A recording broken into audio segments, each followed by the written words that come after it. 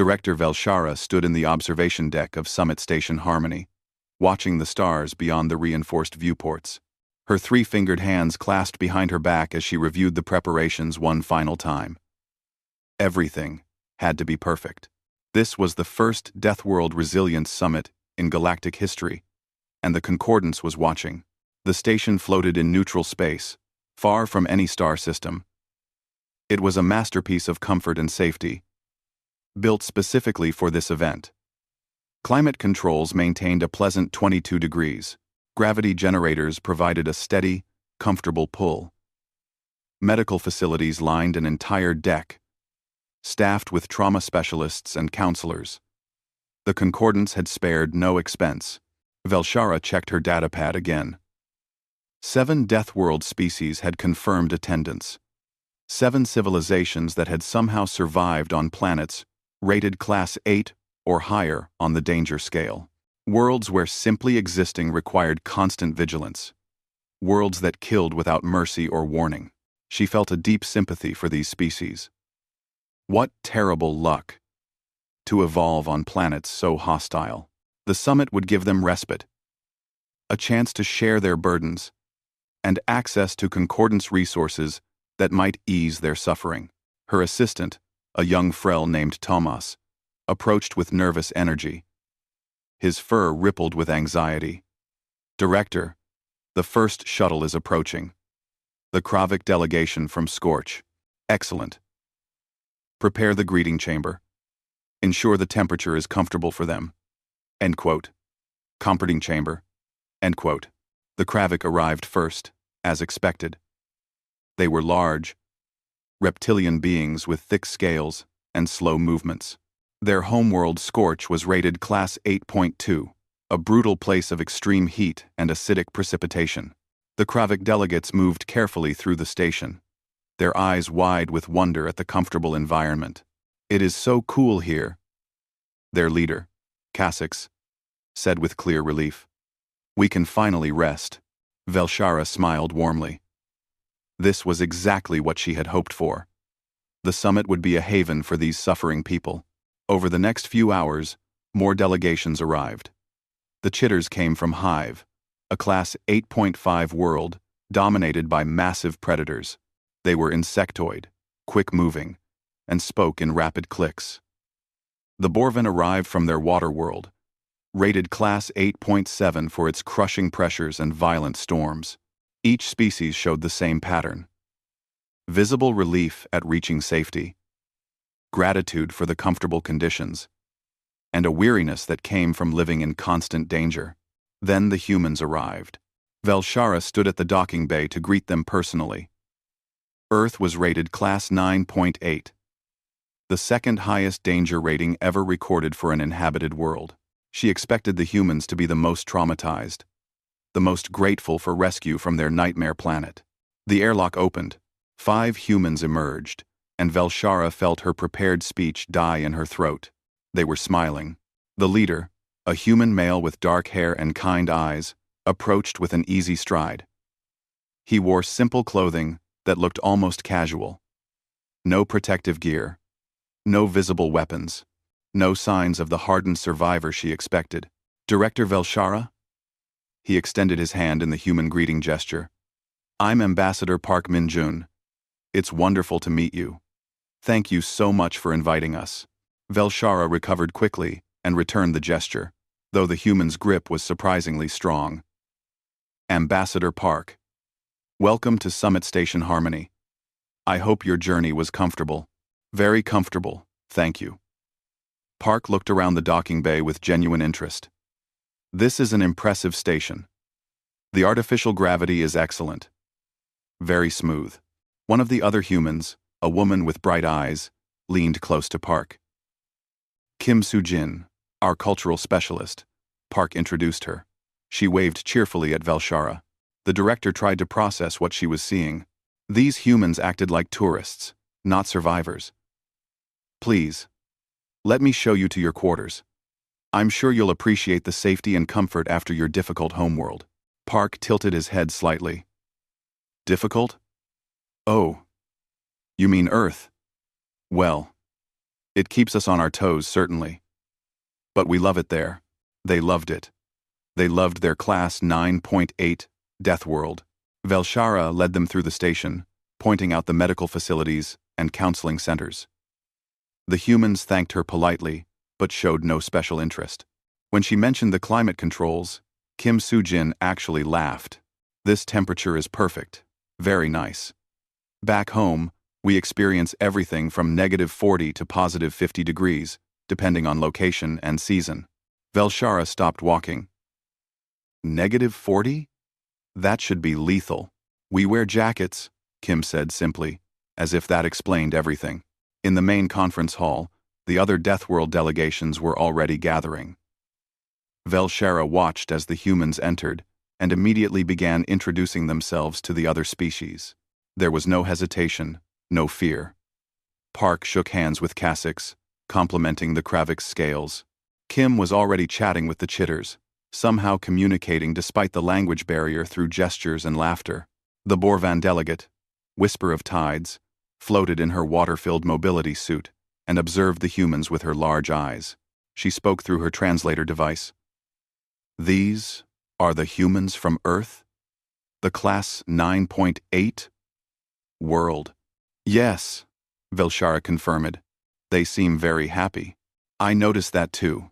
As the opening reception continued, Velshara found herself constantly watching the humans. They moved through the room with confidence and warmth. They asked questions about other species' homeworlds with genuine curiosity. Not the traumatic commiseration she expected. When Park learned that the Kravik came from a world with 60-degree average temperatures, he didn't respond with horror. Instead, he said, "That sounds challenging but fascinating.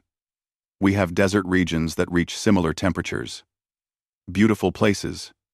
Actually, one of the Concordance medical staff approached Velshara quietly. "Director, we completed the standard health scans on all arrivals. The human readings are concerning. Concerning how? Their bodies show evidence of significant stress adaptation. Bone density higher than expected for their gravity. Muscle composition, suggesting regular, intense, physical activity. Cardiovascular systems built for extreme exertion. These aren't just survivors, Director. These are athletes." Velshara looked back at the humans.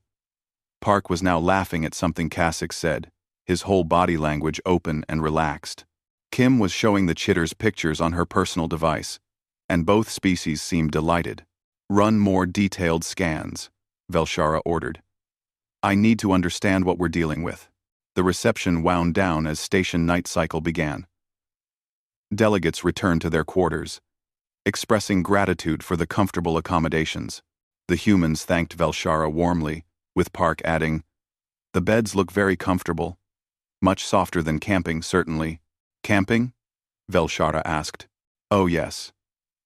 We like to go into Earth's wilderness for recreation sometimes. Sleep outdoors. Cook over fires. That sort of thing. You go into the wilderness of a Class 9.8 Deathworld voluntarily? For fun?" Park smiled. "Well, yes. It's beautiful out there. Peaceful. In its way."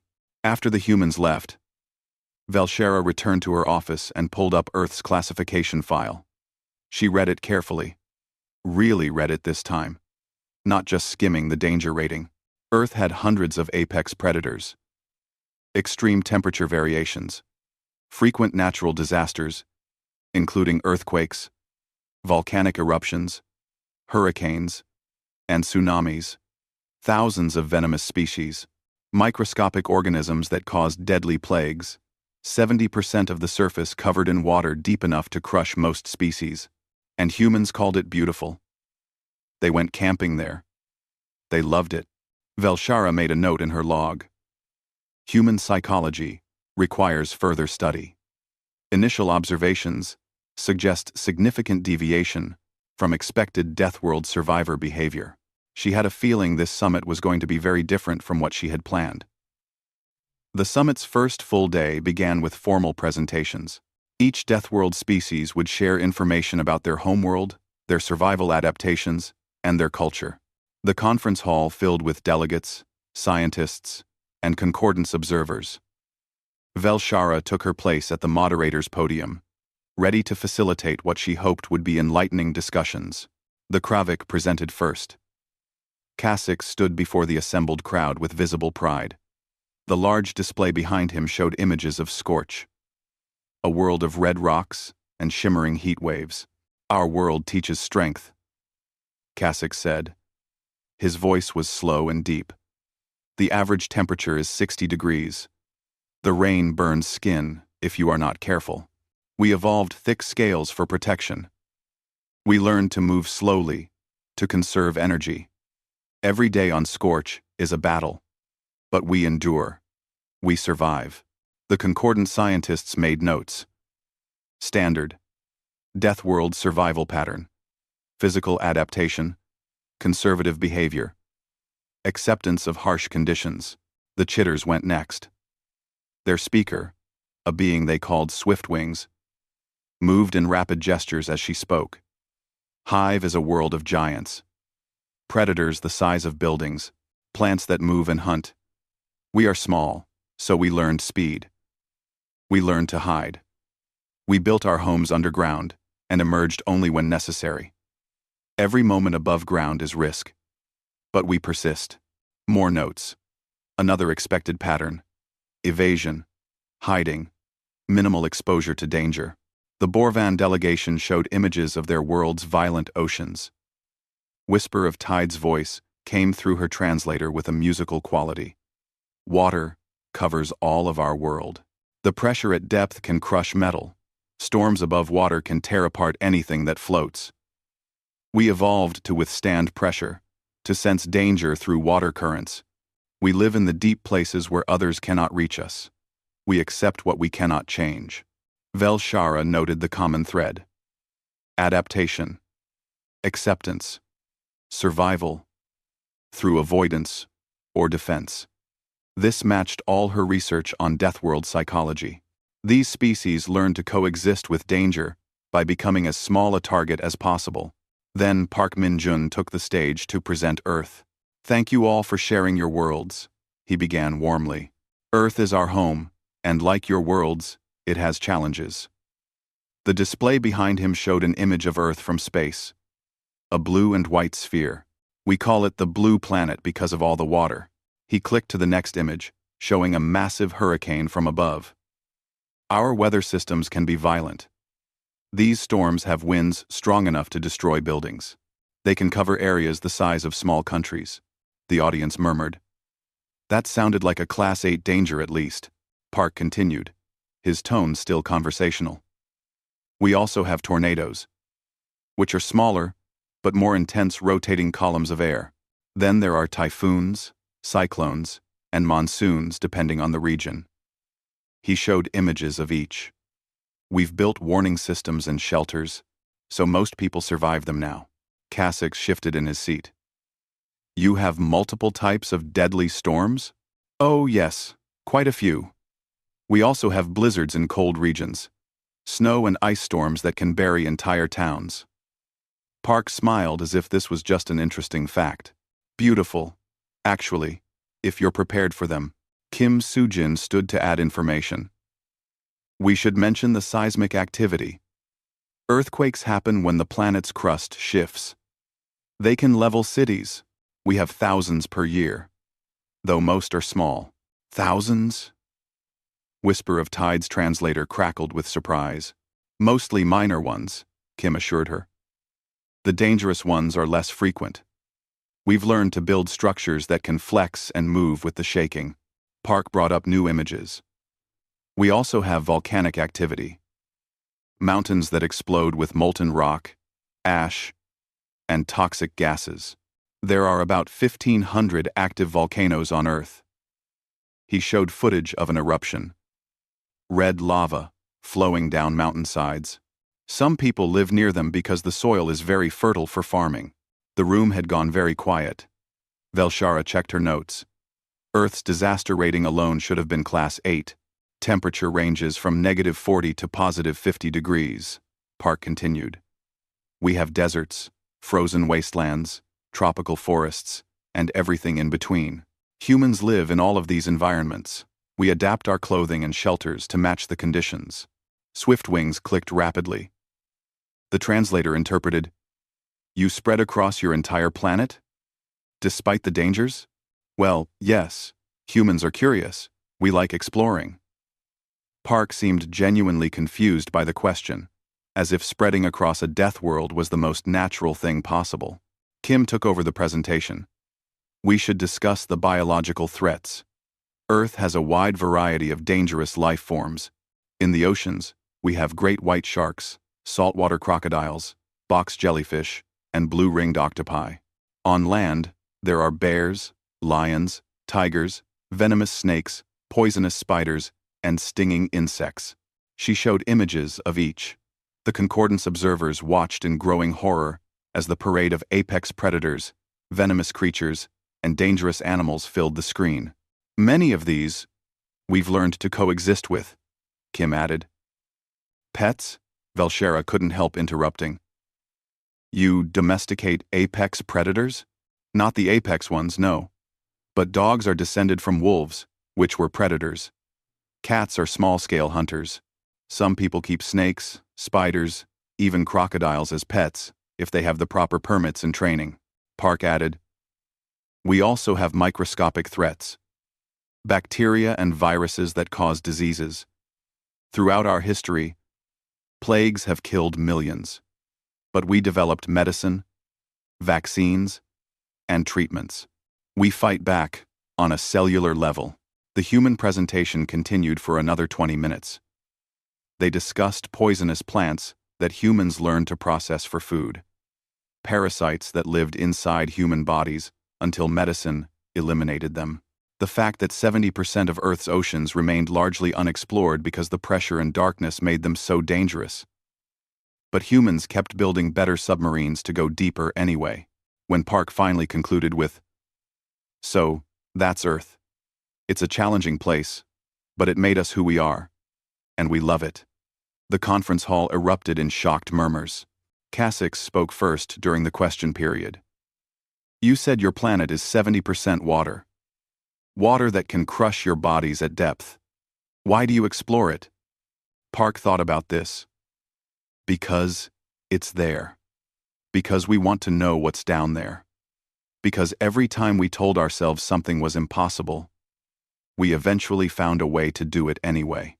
During the break, something unexpected began to happen. The Deathworld delegates gathered in small groups, and the conversations shifted in tone. What started as sharing survival stories became something else entirely. It became competition. Kasich mentioned Scorch's acid rain with more pride than before. One of the chitters responded immediately. "The predators on Hive can bite through steel." A human delegate, a man named Lee J1, overheard and joined in. "We have an insect on Earth called the bullet ant. Its sting is considered one of the most painful experiences possible. Some of our tribes use them in initiation ceremonies. Intentionally." The groups fell silent. Kim pulled up images. "Here's someone holding one. They're quite common in tropical regions. These people are researchers studying them." "You study them?" Swiftwing's translator voice sounded higher-pitched. "You seek them out? Of course. How else would we learn about them?" The competitive sharing continued. The Borvan mentioned their world's crushing ocean pressures. Lee countered with information about human deep-sea diving, showing images of submersibles exploring ocean trenches deeper than mountains were tall. The Kravik discussed surviving in extreme heat. Kim showed pictures of humans in Death Valley, one of Earth's hottest places, where tourists visited for recreation. Velshara watched this unfold with growing alarm. This was not the mutual support group she had planned. The Deathworlders were treating survival as sport, and the humans were winning every exchange not through aggression, but through their apparent inability to recognize when something should be considered impossible. One of the medical staff approached her again. "Director, the detailed human scans are complete. You need to see this." In her office, Velshara reviewed the data with increasing disbelief. Human biology was a maze of redundancies and adaptations. They had backup systems for critical functions. Their bodies could continue operating despite damage that would kill most species. They could consume mild toxins for recreation, a plant-based stimulant called caffeine, a fermented poison called alcohol, a burning compound called capsaicin, that they ate for pleasure. They eat poison for fun? Velshara read the report again, certain she had misunderstood. The capsaicin activates pain receptors. Yes, they experience it as pleasant heat. They cultivate plants, specifically, to produce more of it. Velshara looked out her office viewport at the conference hall, where she could see Park Min-jun laughing with a group of Kravik, gesturing enthusiastically, as he told some story. She had invited 7 Deathworld species to this summit, but she was beginning to suspect that 6 of them were normal survivors of difficult worlds. The 7th was something else entirely. The 3rd day of the summit featured practical demonstrations. The Concordance had constructed a series of simulation chambers where Deathworld species could showcase their survival adaptations in controlled environments. Each chamber was designed to test different aspects of survival: temperature extremes, low oxygen, predator evasion, and environmental hazards. Velshara stood in the observation room with her scientific team, watching monitors that showed feeds from all the chambers. This would be valuable data for the Concordance's understanding of Deathworld evolution. More importantly, it would give the Deathworld species a chance to demonstrate their remarkable abilities in safety. The Kravik went first in the temperature extreme chamber. The room began at station normal, then gradually increased heat, while introducing simulated scorch conditions: high humidity, acidic vapor, intense radiation. Kasich and his team performed admirably. They moved with practiced efficiency through the tasks, locating water sources, finding shelter, and constructing basic tools. As temperatures climbed to 60 degrees, they showed no distress. Their thick scales and slow movements conserved energy perfectly. They completed the scenario in 40 minutes, with perfect scores. Excellent adaptation, one of the scientists noted. Classic Deathworld Heatworld evolution. The chitters entered the low-oxygen chamber next. The room simulated Hive's atmosphere and introduced holographic megafauna. Swiftwings and her team demonstrated the speed and coordination that allowed their species to survive. They darted between cover points, communicated through rapid clicks, and avoided the simulated predators with grace. When cornered, they used their small size to escape through gaps the large predators couldn't follow. Beautiful evasion tactics, Velshara observed. They've evolved to minimize confrontation. The Borvan used the pressure chamber, showcasing their ability to function in crushing environments that would pulp most species. Whisper of Tides moved through simulated ocean depths with ease. Her body adapted to handle the extreme conditions. She navigated currents, identified dangers, and demonstrated the echolocation abilities her species developed. Every species performed exactly as expected. They survived their simulations through specialized adaptations. The Kravik with heat resistance, the chitters with speed, the Borvan with pressure tolerance. Then the humans entered the extreme climate chamber. We'll start at baseline and gradually introduce challenges, the technician explained to Park's team through the intercom. The scenario will include temperature fluctuations, precipitation, wind, and limited resources. Please demonstrate your standard survival protocols. Understood, Park replied. His team of 5 humans wore simple clothing: pants, shirts, and light jackets. They carried small packs. The simulation began. The chamber temperature dropped to 10 degrees. Light rain began to fall. Wind picked up to 20 kilometers per hour. The humans didn't react. They calmly assessed their surroundings, located a suitable spot, and began setting up camp. Lee Jae-won pulled materials from his pack and started building a fire. Kim Soo-jin helped construct a basic shelter using branches and a waterproof sheet. The others gathered additional resources and organized their supplies. The technician looked at Velshara. Should I increase the difficulty? Yes. They seemed comfortable. Temperature dropped to freezing. Rain turned to sleet. Wind increased to 40 kilometers per hour. The humans put on slightly thicker jackets. They moved their fire under the shelter's protection and continued their tasks without apparent concern. One of them, a young woman named Choi Da-eun, actually smiled as she adjusted the shelter to block the wind better. "She's smiling," the technician said unnecessarily. "Increase to maximum difficulty," Velshara ordered. Temperature plunged to -15 degrees. Heavy snow began falling. Wind howled at 60 kilometers per hour. Visibility dropped to nearly zero. The humans added layers from their packs. Heavier coats, hats, gloves. They reinforced their shelter, built a wind barrier from snow, and maintained their fire. Park checked on each team member, ensuring everyone stayed warm and dry. They worked with practiced efficiency. No panic, no distress. Kim called out over the wind. "This is good training. Reminds me of that trip to Gangwon province. Remember? The winter camping trip?" Lee laughed. "This is warmer than that was." The observation room fell silent. These humans were treating the maximum difficulty simulation as pleasant reminiscence. After 30 minutes, the scenario ended. The humans emerged, cheerful and energized. Park approached the observation window. "That was excellent. Very realistic conditions. Can we try another scenario?" Velshara stared at him.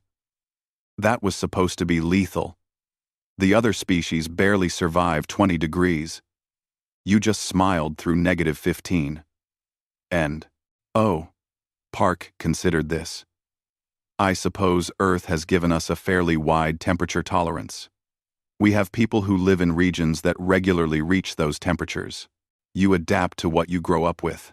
"Adapt," Velshara repeated. The word seemed insufficient. She decided to try a different approach. "Would you like to attempt the predator evasion chamber? It's designed to simulate being hunted by an apex predator." The humans enthusiastically agreed. The predator chamber was a complex maze of obstacles, hiding spots, and hazards. A holographic apex predator would hunt the participants, who were supposed to use stealth and evasion to survive for 30 minutes without being caught. Park's team entered. The doors sealed. The simulation began. The holographic predator appeared. A massive creature with sharp teeth and claws, programmed with hunting behaviors from dozens of Deathworld apex predators. It began stalking through the chamber. The humans immediately huddled together and began speaking in low voices. "Classic ambush predator behavior," Park observed quietly. "Probably has excellent motion tracking. We need to assess its weaknesses," Kim added. "Speed? Intelligence level? Let's test it," Lee suggested.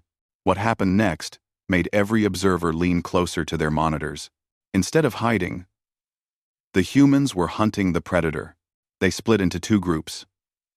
One group created a distraction, deliberately making noise and movement to draw the predator's attention. The predator charged toward them, and they scattered expertly, each person moving at angles that forced the predator to choose a single target. Meanwhile, the second group had found maintenance panels in the chamber walls. They were dismantling them for parts. "What are they doing?" the technician asked. Within minutes, the humans had fashioned crude spears from chamber materials, weighted nets from emergency equipment, and trip lines from cables. They set up a trap in a narrow corridor. The distraction group led the predator straight into it. The trap sprung. Nets fell. Trip lines caught the predator's legs. The creature stumbled. And before it could recover, the humans swarmed it with their improvised spears, striking at joints and what they identified as sensor nodes. The holographic predator went down. The simulation registered it as dead. Total elapsed time: 8 minutes. "They killed it," someone whispered in the observation room. "They were supposed to hide. They killed it instead." Park's voice came through the intercom. "Is that acceptable? We neutralized the threat. Should we continue to demonstrate evasion tactics as well?" Velshara found her voice. "How did you know where to strike it?" "We looked for weak points. Joints are always vulnerable. The sensors seem to be located in the head and shoulder areas, so we targeted those. Standard hunting practices. Hunting practices. Yes. Humans have been hunting large predators for thousands of years. It's part of our history. One of the scientists pulled up Earth data. Director, according to their records, humans didn't just defend themselves from apex predators. They actively hunted them to near extinction in many cases. Multiple species. They hunt the hunters, Velshara said softly. The final test was medical evaluation focusing on toxin resistance. The humans agreed to provide samples and undergo comprehensive scans to understand their biological adaptations to Earth's many poisonous and venomous species. The results came back within an hour. And the medical staff requested an emergency meeting. Director, these readings can't be correct. The head physician, a Frel named Saris, said. Her fur was standing on end with agitation. The humans should be dead. Explain. They have compounds in their systems that would be lethal to most species. Caffeine, which they say they consume daily in something called coffee. It's a stimulant poison. Alcohol, which they drink socially despite it being a cellular toxin. Capsaicin, which activates pain receptors, and they eat it deliberately for flavor. Velshara looked at the human delegation through her office window. They were chatting with other species in the common area, completely at ease. They also, Saris continued, her voice rising, form emotional bonds with creatures that could kill them. Dogs, descended from pack predators. Cats, which are efficient small-scale hunters. Some keep snakes, lizards, even predatory fish in their homes. As companions. Why? Velshara asked. They say it makes them happy. Velshara sat down heavily. The summit was revealing something the Concordance had never encountered.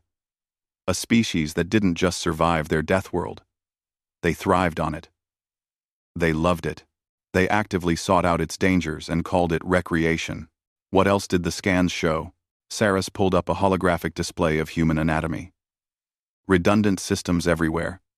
If one kidney fails, the other continues.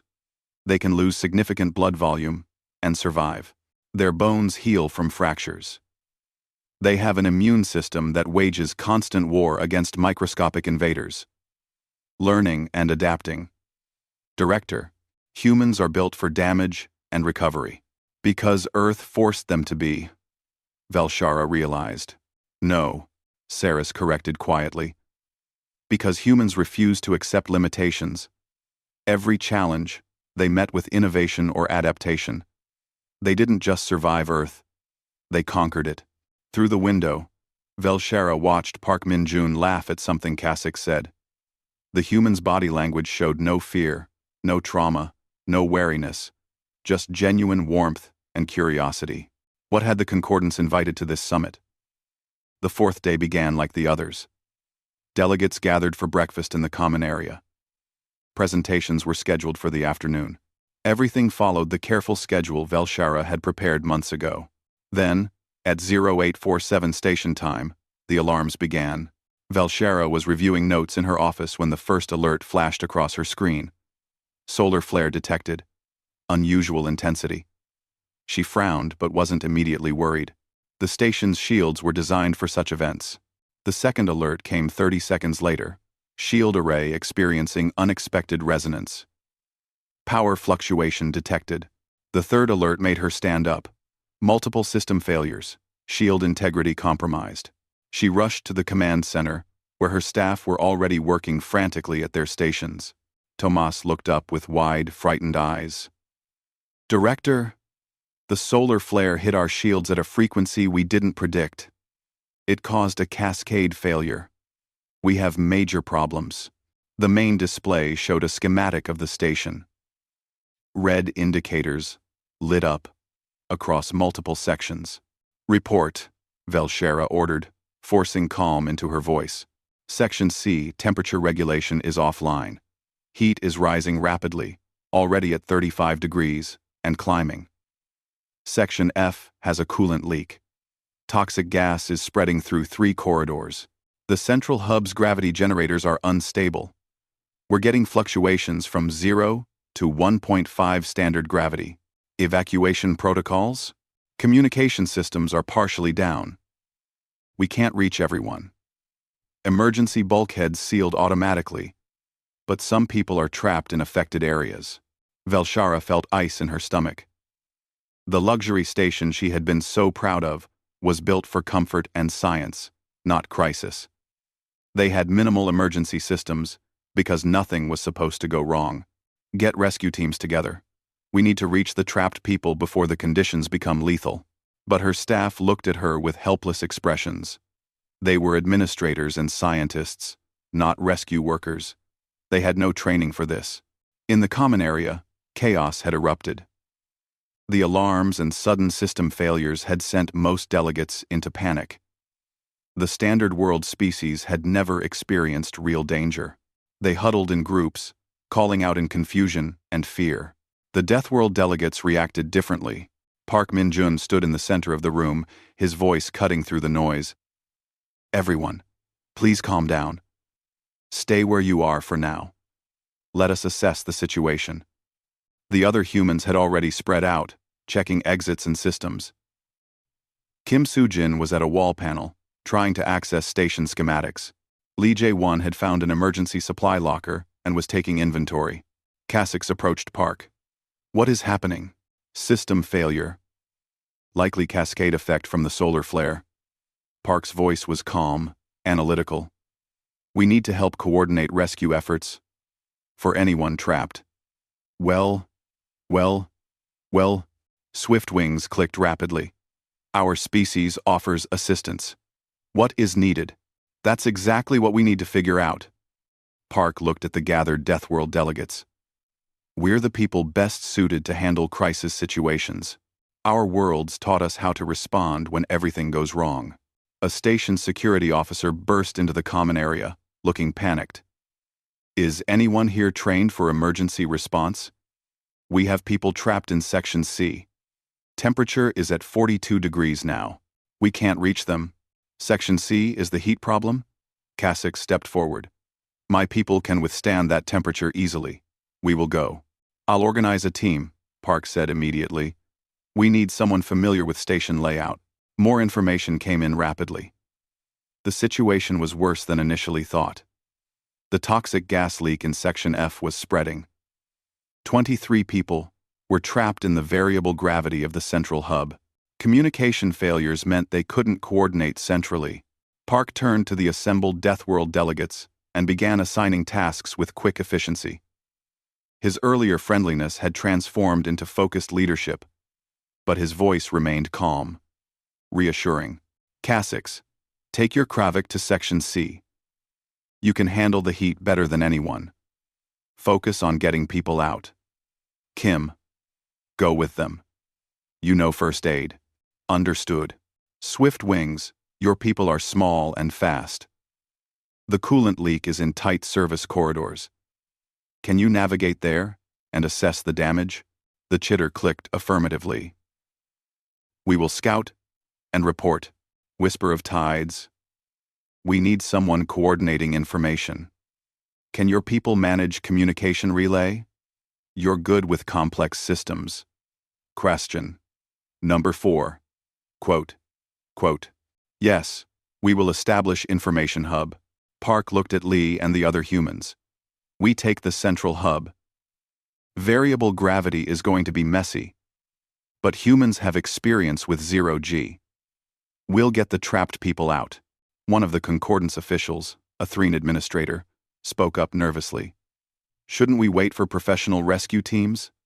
They're on their way, but several hours out. People will be dead in several hours, Park said simply. We're going now. Section C was a nightmare of heat and failing systems. The temperature had reached 45 degrees when Kasich and his Kravik team arrived with Kim and 2 other humans. Concordance officials were huddled near the entrance, overcome by heat exhaustion. Stay here, Kasich told them. The Kravik moved through the superheated section with ease. Their heat-resistant biology meant the temperature was uncomfortable, but manageable.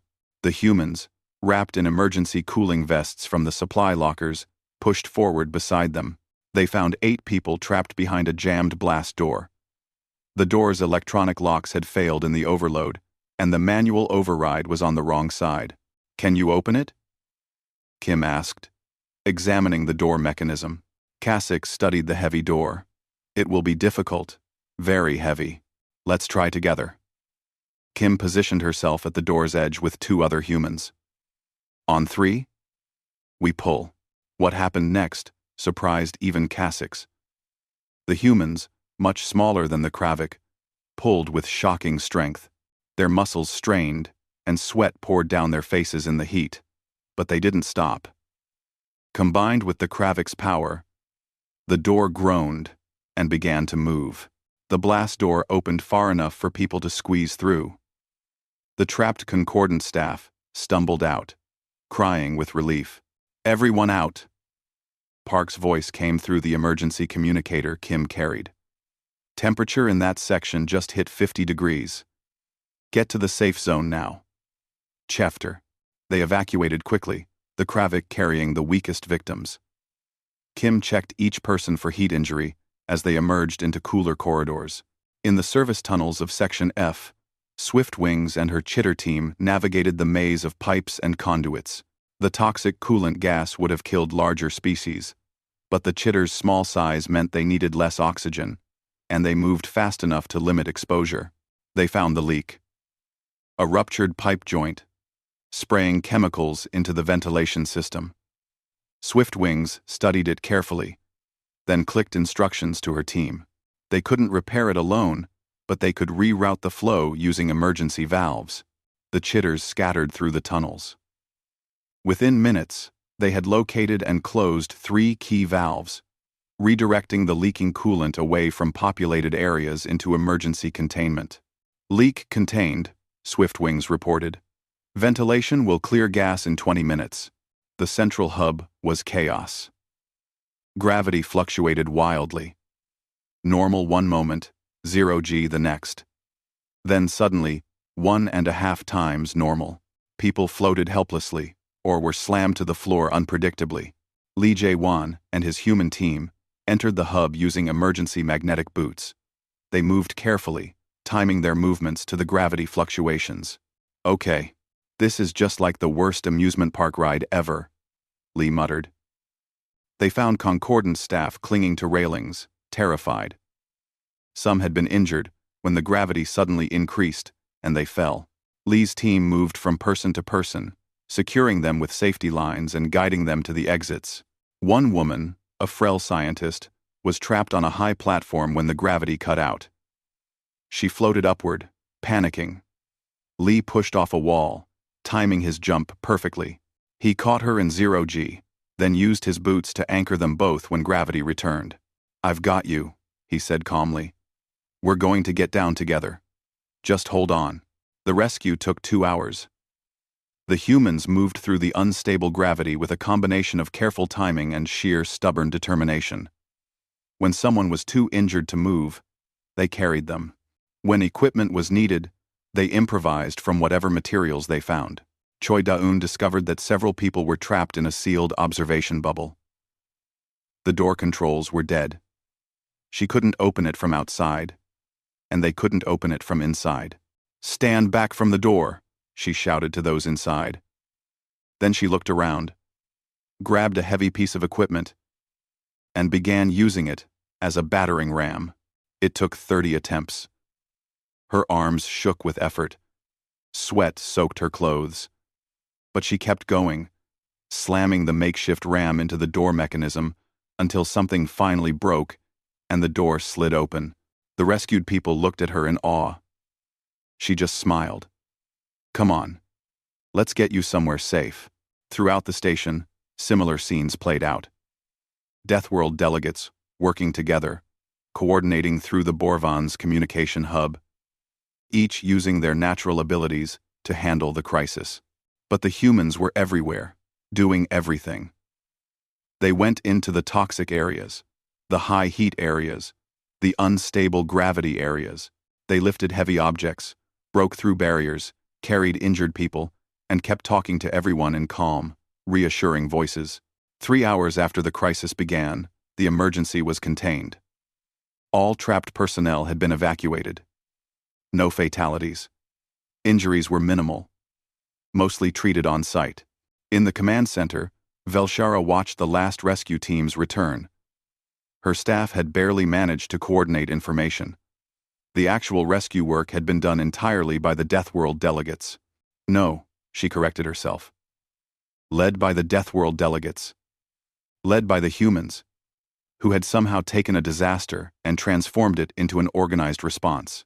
Park entered the command center, his clothes dirty and torn, exhaustion obvious in his posture, but he smiled when he saw her. Director, all personnel are accounted for. The Borvan teams are helping your engineers with temporary repairs. We should be stable until professional repair crews arrive. You saved them, Velshara said. You saved everyone. Park shook his head. We all work together. That's what you do in a crisis. But Velshara had watched the recordings. She had seen humans enter areas that should have killed them, doing tasks that should have been impossible, treating a station-wide emergency like it was just another problem to solve. How? She asked. How are you so calm, so capable? Park looked at her with those kind, tired eyes. Director, every day on Earth is training. Every storm, every predator, every challenge. We don't survive Earth. We live on it fully, completely, and it makes us ready for anything. He left to check on his team, leaving Velshara staring at the empty doorway. The Concordants had built this summit to study Deathworld survivors. Instead, they had learned something far more important. Some species didn't just survive their Deathworlds. Some species thrived because of them. The morning after the crisis, Summit Station Harmony hummed with quiet activity. Repair crews worked steadily. Medical staff tended to the last few injuries. The atmosphere had changed completely from the summit's first days. Where there had been academic curiosity, now there was profound respect. Velshara sat in her office, composing reports for the Concordance Council. The words felt inadequate. How could she explain what she had witnessed? The data would show successful rescue operations, minimal casualties, effective crisis response. But the data wouldn't capture what it meant. A chime announced a visitor. Come in, she called. Park Min-jun entered, looking remarkably refreshed despite the previous day's exertion. He carried 2 cups of something steaming. I thought you might like coffee. It's a human beverage, stimulant, as your medical staff discovered. He smiled. But it's also comforting. Warm. Good for difficult mornings. Velshara accepted the cup carefully. The liquid was dark, almost black. She took a small sip and immediately understood why humans considered it a mild poison. It was bitter and sharp, but also, somehow, pleasant. Thank you. Please, just Park. We're past formalities now, I think. He sat down across from her desk. I wanted to check on you. Yesterday was intense. I should be checking on you. You and your people saved lives. We all did. The Kravik handled heat that would have killed my team. The Chitters navigated spaces we couldn't fit through. The Borvan coordinated everything. It was cooperative effort. All, when 10, Velshara set down her cup. Park, I need to ask you something directly. What are humans? He tilted his head, considering the question. What do you mean? I mean that I organized this summit believing I understood Deathworld species. I thought they would be traumatized, cautious, grateful for safety.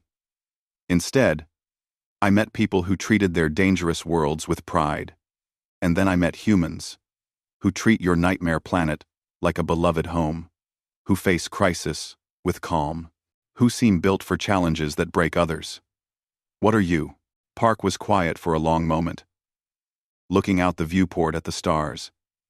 When he spoke, his voice was gentle, but serious. We're people who came from a world that never stopped testing us. Earth isn't cruel, but it is demanding. It has storms and predators, and diseases, and disasters. For thousands of years, it pushed us. And we could have hidden. We could have found safe places and stayed there, surviving carefully. Some species did that. They're valid choices. He turned back to face her. But humans made a different choice. Every time Earth presented an obstacle, we decided it was a puzzle to solve. When we were cold, we made fire and clothing. When predators hunted us, we made weapons and hunted back. When diseases killed us, we studied them until we understood and could fight them. We didn't just adapt to Earth, we learned to change Earth to suit us. That sounds like conquest, Velshara said. Maybe. But it's also cooperation. We didn't destroy Earth. We learned to work with it, understand it, respect it. Yes, we made mistakes along the way. We're still learning. But the point is that we never accepted that anything was impossible just because it was difficult. He smiled again, that warm human expression. Earth made us persistent, Director. It made us creative. It made us look at problems and ask, how can we solve this? Instead of, how can we avoid this? And maybe most importantly, it taught us to work together. Humans survive best in groups, supporting each other, combining our different strengths. Your world shaped you into natural crisis responders.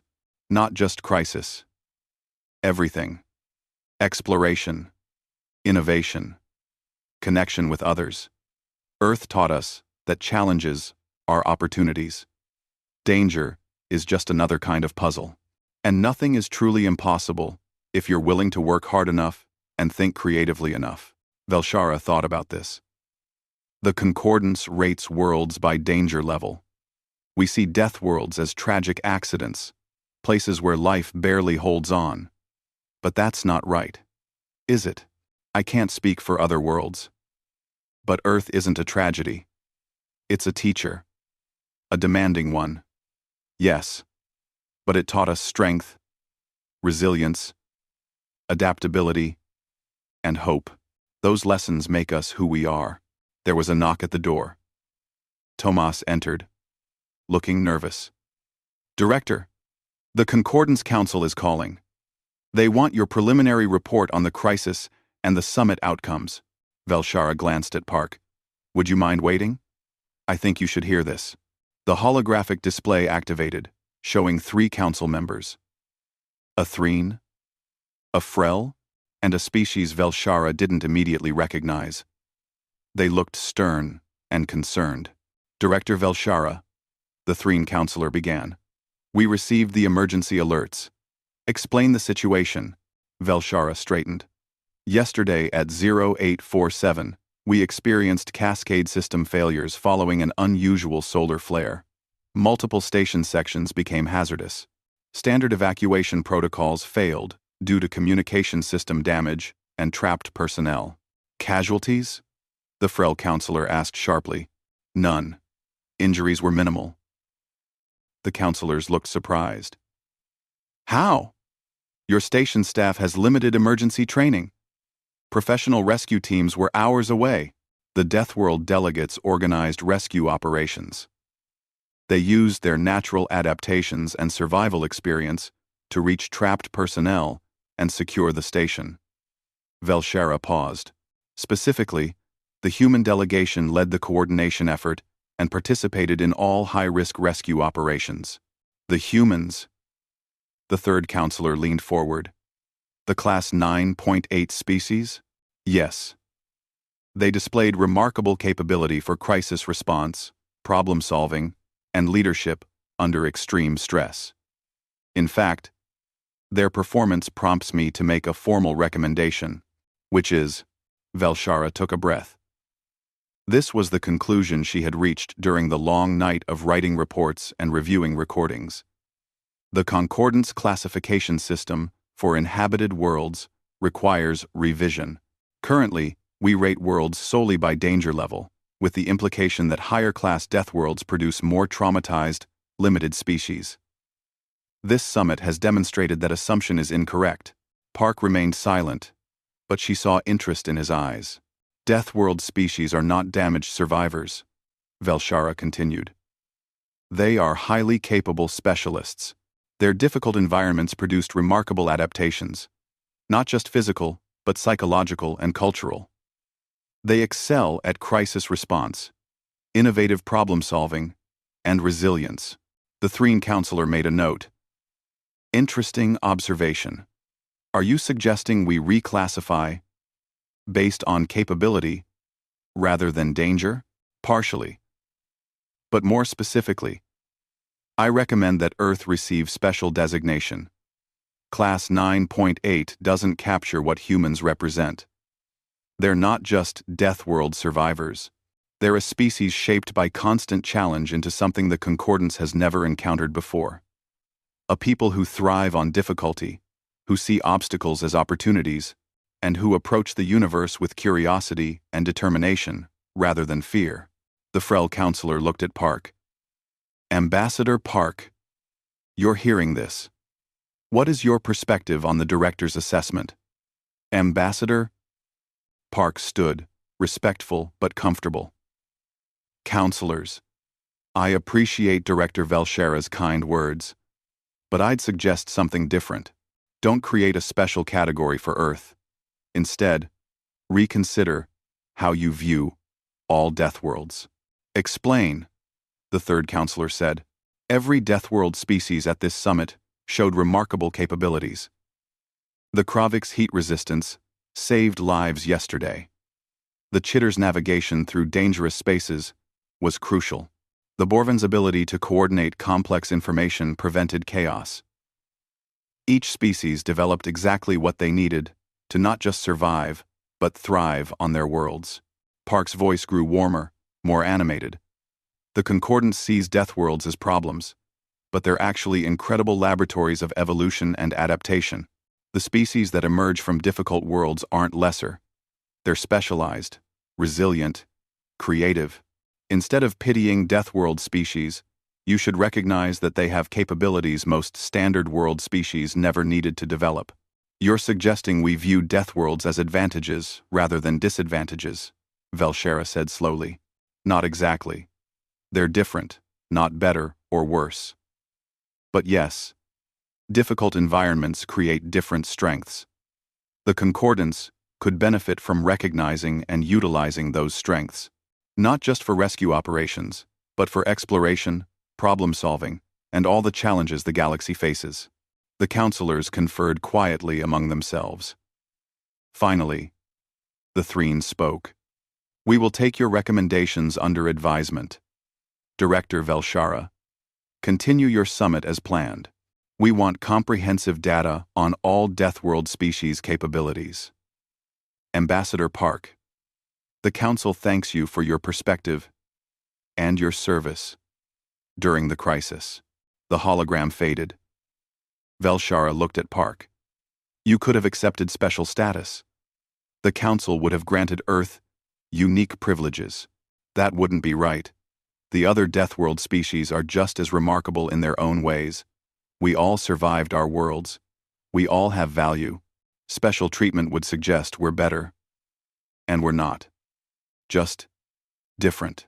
Velshara felt something shift in her understanding. Humans weren't just capable in crisis. They were fundamentally decent, seeing value in others, refusing to claim superiority, even when it was offered. The next 2 days passed quickly. The summit continued, but the atmosphere had completely changed. Deathworld and Standard World species mixed freely, sharing stories and perspectives. The crisis had broken down barriers, showing everyone that capability came in many forms. On the final evening, an informal gathering filled the common area. Music played. Strange combinations of human, Kravik, Chitter, and Borvan sounds that somehow worked together. Kasix approached Velshara where she stood observing. Director, I want to thank you for organizing this summit. I'm not sure it went as I planned. No, it went better. The large Kravik gestured at the room. We came here thinking we were united by suffering. Instead, we learned we're united by strength. That is a better foundation for friendship. Swift wings clicked nearby, her translator broadcasting. Humans taught us something important. Not just about crisis response, but about attitude. They face their dangerous world with joy. Not just resignation. That is inspiring. Whisper of Tide's melodic voice added. They also taught us that asking for help is strength, not weakness. The way they coordinated all of us during the crisis, trusting each species' capabilities, that showed wisdom. Velshara watched Park across the room, laughing with Lee and Kim about something. The humans had worn casual clothing tonight, completely relaxed. They looked like what they were. Confident people, comfortable in their own skin. Capable but not arrogant. Strong but not dominating. Earth was rated Class 9.8, one of the most dangerous inhabited worlds known, and it had produced humans. A species that treated impossible odds as interesting challenges, that built community through cooperation, that faced the universe with hope and curiosity. The Concordance had invited humans to the Deathworld Summit to study them. Instead, humans had taught the Concordance something far more valuable. That how you respond to difficulty matters more than the difficulty itself. Tomas approached with a datapad. Director, something you should see. The station gift shop? Velshara took the datapad. The gift shop had created commemorative merchandise. Shirts, mugs, and patches, reading, "I survived the Deathworld Summit," with an image of the station. They were selling rapidly. Who bought them? She asked. Everyone. All the delegates, staff, even the rescue crews when they arrived. But director, look who bought the most. The purchase records showed that the human delegation had bought nearly 50 items. Park noticed her looking and came over with a grin. You're buying souvenirs of your Deathworld Summit experience, Velshara said, unable to keep the amusement from her voice. Of course. We made wonderful friends here. Learned so much. Overcame challenges together. That's worth commemorating. He showed her the shirt he'd bought, which read, Summit Station Harmony, where Deathworlders unite. It was so perfectly human. Taking a crisis, a summit full of challenges and unexpected lessons, and remembering it fondly as an adventure worth celebrating. As the evening wound down and delegates prepared for departure the next morning, Velshara made her final log entry for the summit. The Deathworld Resilience Summit has concluded with unexpected but valuable outcomes. Initial assumptions about Deathworld species psychology have been revised. Recommendation: Concordance should actively engage with Deathworld species for their unique capabilities and perspectives. Special note: Humanity of Earth represents an exceptional example of Deathworld adaptation, characterized by resilience, creativity, cooperation, and persistent optimism. Further study recommended. Personal observation: Inviting humans to this summit was not a mistake. It was perhaps the most important decision of my career. She paused, then added one more line. If the galaxy ever faces true crisis, I know who to call first. Through her office viewport, she watched the stars and thought about the impossible species from the impossible world who had taught her that impossible was just another word for not yet achieved. The humans were going home to their Class 9.8 Deathworld, and they couldn't wait to get there.